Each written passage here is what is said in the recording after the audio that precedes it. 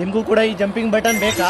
ನಂಗಂತೂ ಬೇಕೇ ಬೇಕು. ಯಾಕಂದ್ರೆ ನಾನೇನಾದ್ರು ರ್ಯಾಂಡಮ್ ಪ್ಲೇಯರ್ಸ್ ಜೊತೆ ಮ್ಯಾಚ್ ಆಡ್ತಿದ್ರೆ ಮತ್ತೆ ಈ ಜಂಪ್ ಮಾಡೋ ಬಟನ್ ಅವ್ರಿಗೇನಾದ್ರು ಸಿಕ್ಕರೆ ಅವರು ತಗೊಂಡೋಗಿ ಈ ತರ ಎಲ್ ಬೇಕೋ ಅಲ್ಲಿ ಇಳಿಸ್ತಾರೆ. ಇಲ್ಲಾಂದ್ರೆ ಎಲ್ಲಾರು ಲೂಟ್ ಮಾಡಿ ಆಲೆ ಗನ್ ತಗೊಂಡಿರ್ತಾರೆ, ಅವಾಗ ತಗೊಂಡೋಗಿ ಎನಿಮಿ ಮುಂದೆನೆ ಇಳಿಸ್ತಾರೆ. ಅದಕ್ಕೋಸ್ಕರ ಈ ಪ್ರಾಬ್ಲಮ್ ಇಂದ ನಾನು ಬಚಾವಾಗ್ಬೇಕಂದ್ರೆ ನನಗೆ ಈ ಜಂಪ್ ಮಾಡಿಸೋ ಬಟನ್ ಬೇಕೇ ಬೇಕು. ಮತ್ತೆ ನಿಮ್ಗೂ ಇದೇ ತರ ಪ್ರಾಬ್ಲಮ್ ಆಗ್ತಿದ್ಯಾ?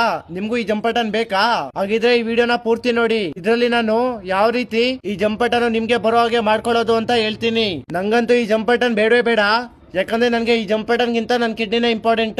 ಮತ್ತೆ ನೀವ್ ಅನ್ಕೊಂಡಿರ್ತೀರಾ ಈ ಜಂಪ್ ಬಟನ್ ನ ಗರೇನಾದ್ರು ಯಾರಿಗ್ ಬೇಕೋ ಅವ್ರಿಗೆ ರ್ಯಾಂಡಮ್ ಆಗಿ ಕೊಡ್ತಾರೆ ಅಥವಾ ಯಾರು ಓಲ್ಡ್ ಪ್ಲೇಯರ್ ಇರ್ತಾರೋ ಅವ್ರಿಗೆ ಕೊಡ್ತಾರೆ ಅಂತ. ಆದ್ರೆ ಇದು ಆಗಲ್ಲ.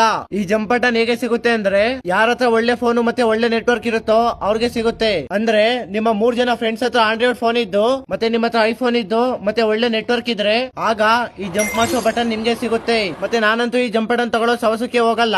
ಯಾಕಂದ್ರೆ ನನಗೆ ಈ ಜಂಪ್ ಬಟನ್ ಗಿಂತ ನನ್ನ ಲೆಫ್ಟ್ ಸೈಡ್ ಅಲ್ಲಿರೋ ಕಿಡ್ನಿನೇ ಇಂಪಾರ್ಟೆಂಟ್. ಮತ್ತೆ ಗೊತ್ತಾಯ್ತು ಅನ್ಕೊಂಡಿದೀನಿ ಯಾವ ರೀತಿ ಈ ಜಂಪ್ ಬಟನ್ ನಿಮ್ಗೆ ಬರೋ ಹಾಗೆ ಮಾಡ್ಕೊಳ್ಳೋದು ಅಂತ. ಮತ್ತೆ ಇನ್ನು ಇದೇ ತರ ಹೆಚ್ಚಾಗಿ ಟಿಪ್ಸ್ ಅಂಡ್ ಟ್ರಿಕ್ಸ್ ಬಗ್ಗೆ ವಿಡಿಯೋ ಮಾಡ್ತೀನಿ. ಅದಕ್ಕೋಸ್ಕರ ನಮ್ಮ ಪೇಜ್ ನ ಫಾಲೋ ಮಾಡ್ಕೊಳ್ಳಿ.